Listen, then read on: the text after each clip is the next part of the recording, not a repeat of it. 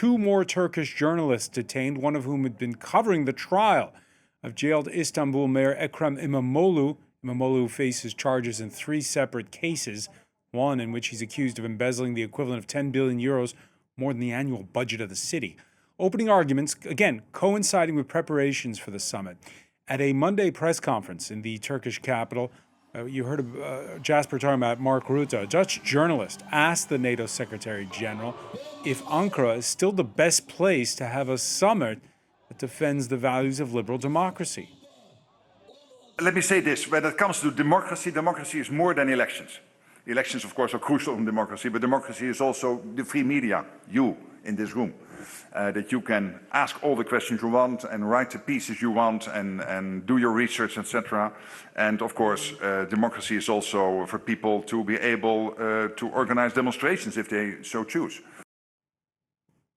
And that brings us to our Spotlight segment. We go to Istanbul. Evan Barış Altıntaş is co-director of the Media and Law Studies Association. Thank you for speaking with us here on France 24. Hello, thank you. Thank you for having me. Did we just hear the NATO Secretary General issue a veiled or not so veiled criticism against Turkey's president? It was a welcome principle, what he said. And, I take him at his word. So he's saying, democracy is more than elections. It's free media, obviously, and journalists being able to ask any question, doing their research, people being able to demonstrate.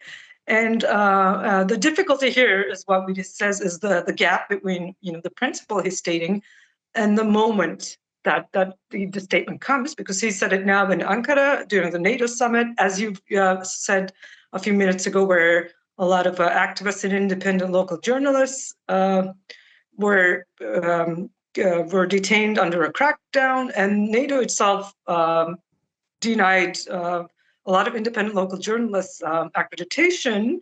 And also in Turkey, there's been an increasing crackdown on demonstrations. And before this, ahead of this NATO summit, where Rutte made these remarks, there was a blanket ban announced on demonstrations late last month.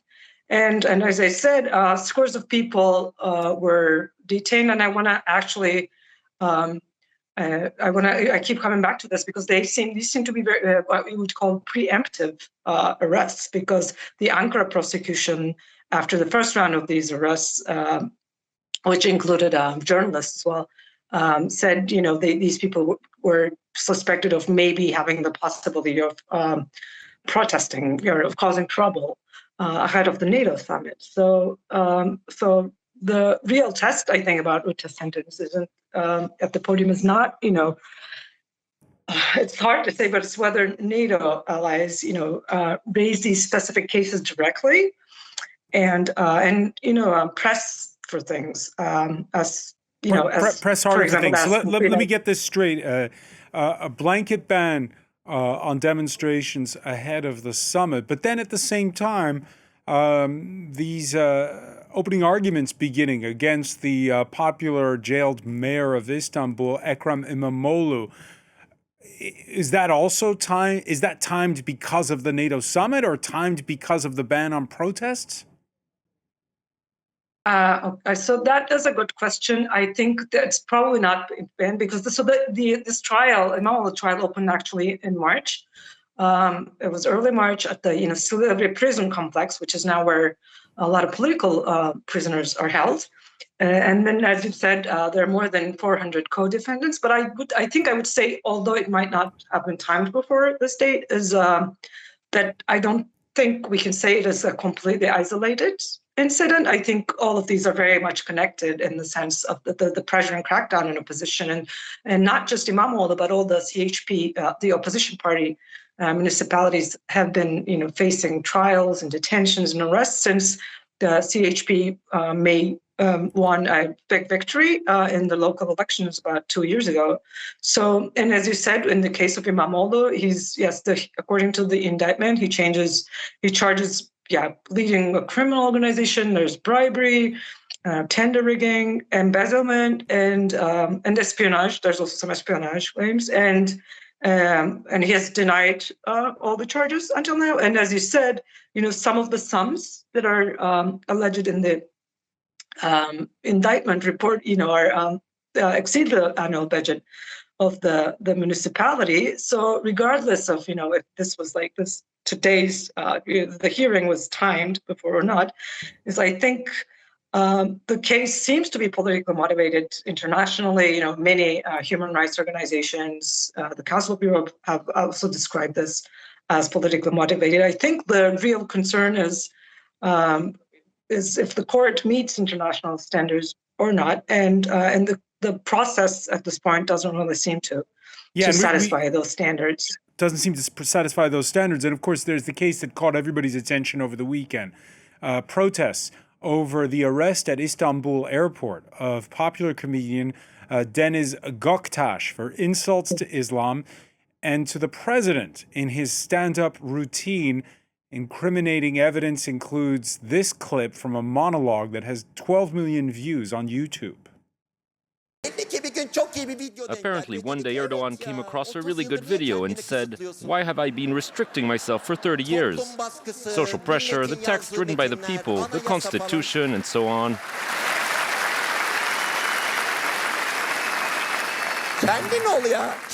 Just be yourself, be yourself. Break out of your shell, Tayyip. I'm very happy for him. I hope we can break out of our shells like that one day. Yeah, quips about going from little dictator to dictator. It's a stand-up comedy. Authorities clearly don't find it funny. Would he have been arrested in the past for this sort of comment? I think it could have been possible over the past few years. So he's, so like you said, and so this show was uploaded on YouTube in late June again, and it was watched millions and millions of times. And so I would say it was definitely not surprising that he was detained when, he was coming from holiday abroad. And he actually said that he was expecting that. And the charges, one of the charges he faces is actually insulting the president, like you said, which is Article 299 of the Turkish constitution. And I think what matters here is the pattern that we're seeing. So under Article 299, hundreds of, if not thousands actually, of people, just like lay people on social media have been investigated. And we've had a lot of so we have a trial monitoring program, and about 10% of all the accusations against journalists are actually Article 299 charges, insulting the presidents. So I think now it's reaching, comedians, musicians, artists, and it's not a surprise. I think looking at this pattern. Not a surprise. The crackdowns seem to come in spurts. Do we understand why now?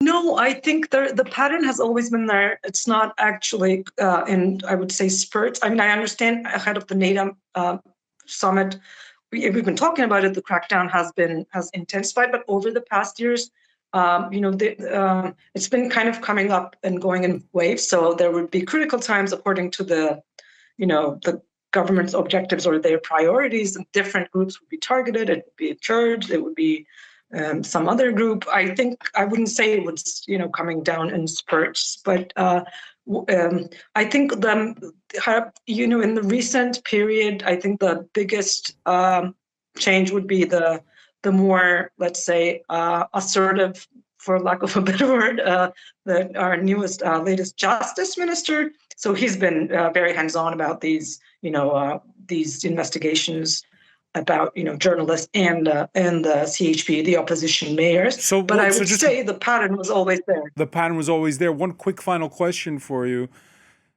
are Turks more worked up about the arrest and the charges against Ekrem İmamoğlu or against this stand-up comedian Deniz Göktaş? I think it's hard to compare, but I think so İmamoğlu has been in prison for a long while now. So it was, I think it was last year around in March when, and I think I talked to you about when journalists were detained during a demonstration. And so I don't want to say people are getting used to it, but he's been there for a while, and it's become a fact of life.